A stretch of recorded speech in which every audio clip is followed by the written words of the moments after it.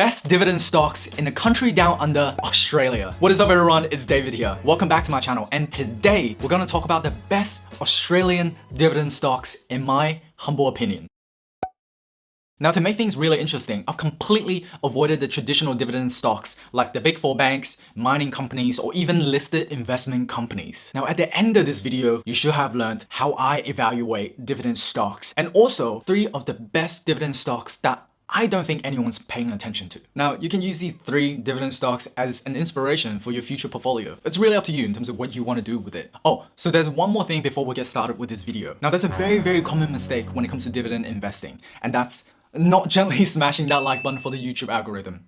Without further ado, let's go. Now, before we jump into the actual dividend stocks, I want to walk you through my filtering criteria so that you know how I pick these stocks. And for each of the stocks, I'll go through each of the criteria to talk a little bit about why I think it's good. Now, from my own research, there are 3 main characteristics that make up a great long-term dividend stock. Now, the first one is a strong balance sheet to weather the storms in the short to medium term. The second is a strong earnings growth between 5 to 15%. At the end of the day, dividend stocks are paid out of earnings. And if the companies aren't growing their earnings, then it's likely that the dividends you're getting paid won't last long. And the third is their economic moat. Now, do they have a sustainable competitive advantage? Do they have a strong brand? Do they have a patent? What makes them so special? Because at the end of the day, their economic moat will affect their earnings growth in the future. And of course, the future prospect of the industry is also important. So I'll comment on the prospects of the industry underneath each of the stocks. Lastly, I've already done all of the hard work where each of these dividend stocks have a consistent dividend track record greater than 5 years. And with that being said, let's jump into the first stock, and that's JB HiFive. Now, JB HiFive, together with other subsidiaries and also the Good Guys, are Australia's largest retailer when it comes to consumer electronics. Let's start with its balance sheet. Now, according to the 2019 annual report, JB HiFive have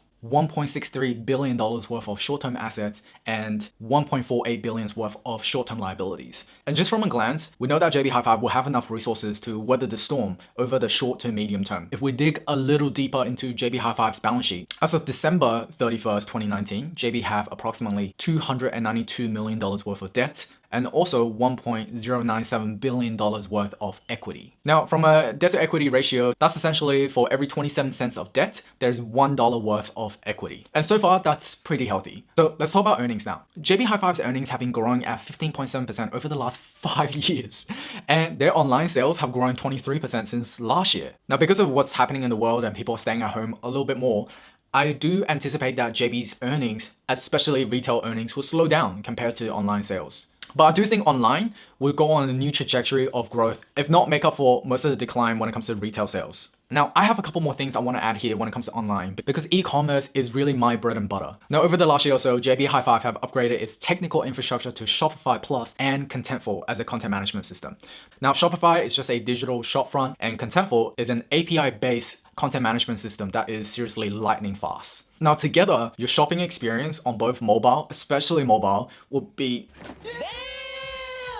When it comes to e-commerce, speed is an incredibly important factor. And that factor usually is the difference between you making $1 million in the last minute or $100,000 in the last minute. Speed affects how you convert your customers. It affects how you rank on Google, which will ultimately become an economic moat. Because of its investment online, you can really tell the difference between JB HiFive's organic traffic versus their competitors' organic traffic.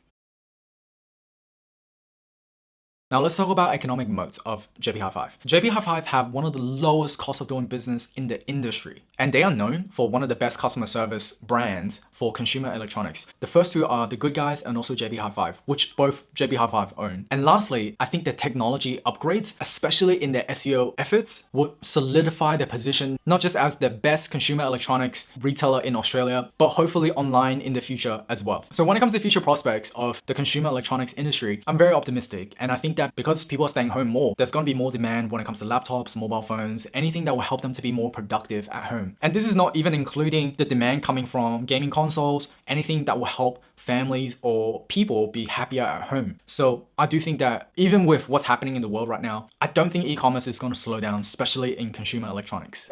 Okay, so the second dividend stock in Australia that I think no one is really paying attention to, but you should, is Goodman Group. Now, Goodman Group is Australia's largest REIT by market capitalization, and they own, develop, and manage logistic facilities, business and office parks globally. So let's start with their balance sheet. So from a short-term perspective, the current assets of Goodman Group seems like it can cover the current liabilities almost 3 times over, which really just means that they should have enough assets to weather the storm over the next couple of years. Let's dig a little deeper into the balance sheet and look at their debt to equity ratios. So as of recording this video, it seems like Goodman Group at December 2019 have $2.8 billion worth of debt and $11 billion worth of equity, which means that for every 26 cents of debt, there's about $1 worth of equity. And so far, that's pretty healthy in my opinion. But let's dig even deeper and look at its earnings. For Goodman Group, over the last 5 years, its earnings have been growing at 4.5%. Now, 4.5% is a little low compared to the normal range we'll look at for a good dividend stock. The normal range we should usually look at when it comes to earnings growth is anywhere between 5 to 15%. That's not a hard and fast rule, but usually you just want the earnings to be growing so that you know the dividends that they're paying is sustainable over the long term. Now, at 4.5% is a little bit lower than the traditional range,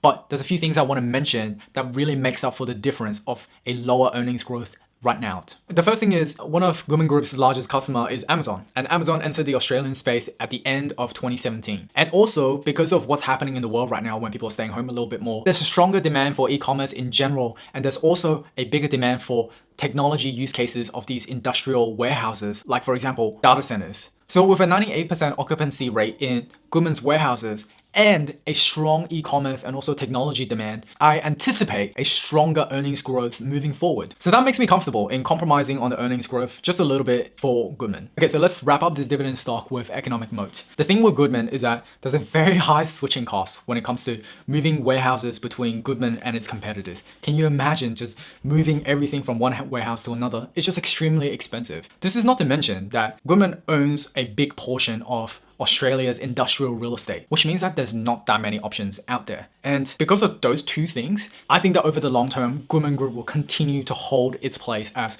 Australia's largest REIT by market cap. So the third dividend stock I'm going to cover is Dicker Data. So Dicker Data is Australia's leading distributor of IT hardware, software, cloud, and IoT solutions for reseller partners. Okay, that's a mouthful, but what that essentially means is that Dicker Data resells products from HP, Microsoft, or even Intel. So let's start with their balance sheets. Now, just from a single glance, we could tell that over the short term, Dicker Data shouldn't have any issues when it comes to weathering the storm. There's enough short-term assets to cover the short-term liabilities and some more. But we should dig a little deeper to see what their debt to equity ratios are. Whoa, okay. On the December 31st, 2019, Dicker Data have approximately $129 million worth of debt and also $95 million worth of equity. So that means for every $1 worth of equity, there is $1.35 worth of debt. So with a debt to equity ratio of 1.35, that's usually a little higher than what I would like in a good dividend stock. I usually try to look for something below 1.2 if possible. That's only because when you get above 1.2, it gets pretty dangerous in terms of having a lot more debt compared to equity. And also you do wonder whether they can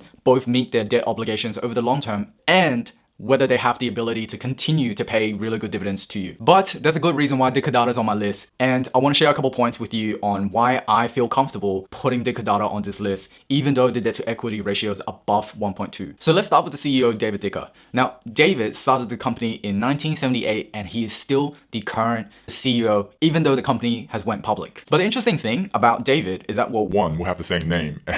And two, David doesn't get paid a dime being a CEO. Absolutely nothing. Zero. No performance bonuses, no salary, nothing. The thing is, David still holds majority stakes in Dicker Data, and he owns approximately 37% of this company, and the only time he gets paid is when the quarterly dividends gets distributed. Now, it's not very often to find a public company with a CEO not taking much money at all. The only other person that I can think of on top of my head that wasn't paid a salary being a public company is either Warren Buffett or Elon Musk. The thing also is that when general public or institutions hold a lot more of the stock, they have a lot of sway in terms of how the decision is made. And because the original two co-founders of Dicker Data, David Dicker and Fiona Brown, holds almost 71% of the company, their decisions is not swayed by public opinions or even what the analysts are saying from investment banks. And on top of that, because the original co-founder and CEO owns a big portion of the company, he has skin in the game. And because he has so much skin in the game, it's in his best interest to grow the company the right way over the long term. So that's one of the major reasons why I feel very comfortable when it comes to the debt to equity ratio being so high currently. They have significantly reduced their debt to equity ratio from 5 to 1.35. 1.35. And that just shows the company's commitment to manage its debt appropriately, and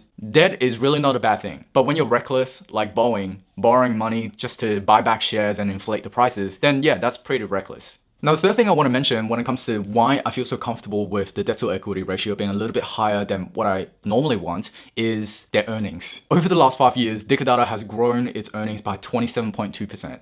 That's pretty damn impressive, to be honest. The interesting thing about Dividend is that it seems like it's a growth company, but it's also dishing out a reasonable amount of dividends to almost call it a dividend stock as well. So let's talk about its economic moat. So as the largest Australian-owned IT distributor in ANZ, at their scale, they'll be able to negotiate better prices from their vendors and ultimately provide goods and services at the same price as all of their competitors, except with a better profit margin. Also, since the IT distribution market is mainly made up of just less than a handful of players, it's going to be really difficult for new entrants that enter into the market to compete properly with Dividend's scale. Now, when it comes to the future prospects of the IT distribution market, similar to the other two dividend stocks I mentioned, because we're spending a lot more time at home and businesses are thinking more about how they can work remotely and how they could cater to that, there's going to be a stronger demand for IT hardware in general for their employees.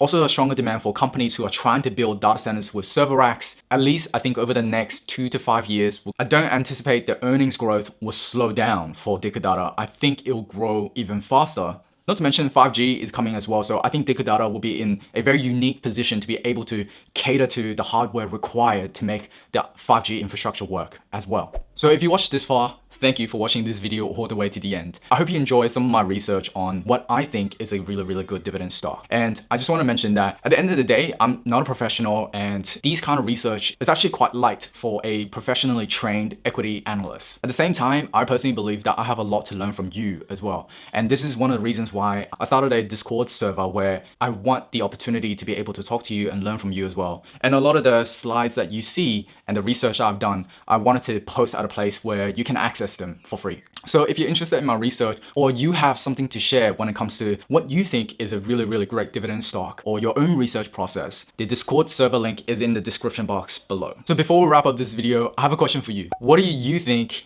I can do better when it comes to my research process? Was there something I missed? Was there something I could have done better? Let me know in the comments below, or talk to me on Discord. And I just want to say thank you again for watching this video all the way to the end. It really does mean a lot to me, and it supports my channel and keeps me going and creating more videos like these for you. And until next time, he's gonna say goodbye again.